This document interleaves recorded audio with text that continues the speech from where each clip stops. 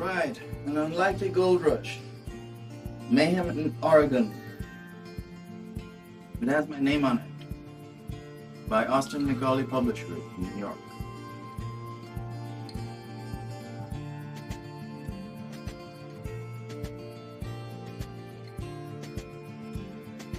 Yay!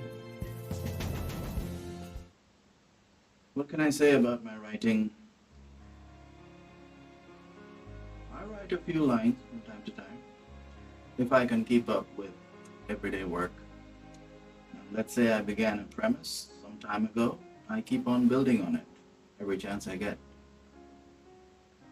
In the past, I wrote books on drums, meaning music, and I would have liked to write a book on something like the Rolling Stones, or perhaps a Rolling Stones discography, and write about those, the history of those songs. But I didn't know for sure how the book market will respond to that. But I know there's always a market for fiction, and that's what got me going. Right, this book is available on Amazon. You can give it a rating on Goodreads if you've read it. There's also the ebook. Looks good on your tab and your iPad.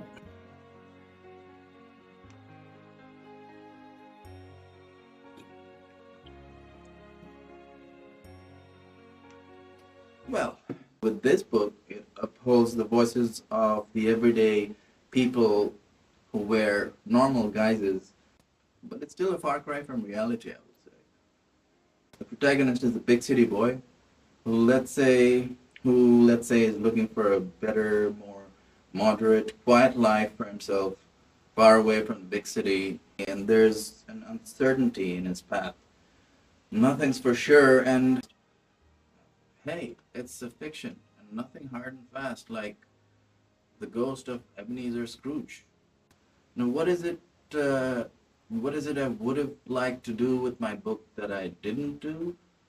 Whether standing tall and saying something against a wrongdoing, whether that makes a real difference. Well, I thought I'd read a few lines from this book.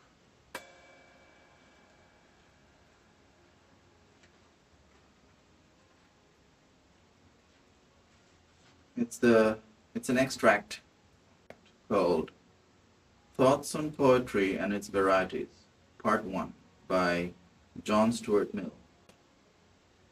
Okay, I'll start from the second paragraph. That, however, the word poetry imports something quite peculiar in its nature, something which may exist in what is called prose as well as in verse, something which does not even require the instrument of words, but can speak through those other audible symbols called musical sounds, and even through the visible ones, which are the language of sculpture. Painting and architecture, all this, as we believe, is and must be felt, though perhaps indistinctly, by all upon whom poetry in any of its shapes produces any impression beyond that of tickling the ear. To the mind, poetry is either nothing, or it is the better part of all art whatever, and of real life too. And the distinction between poetry and what is not poetry, whether explained or not, is felt to be fundamental, and where one feels a difference, a difference there must be. All other appearances may be fallacious, but the appearance of a difference is itself a real difference. Thanks to the viewers for listening. An Unlikely Gold Rush, from Macauley.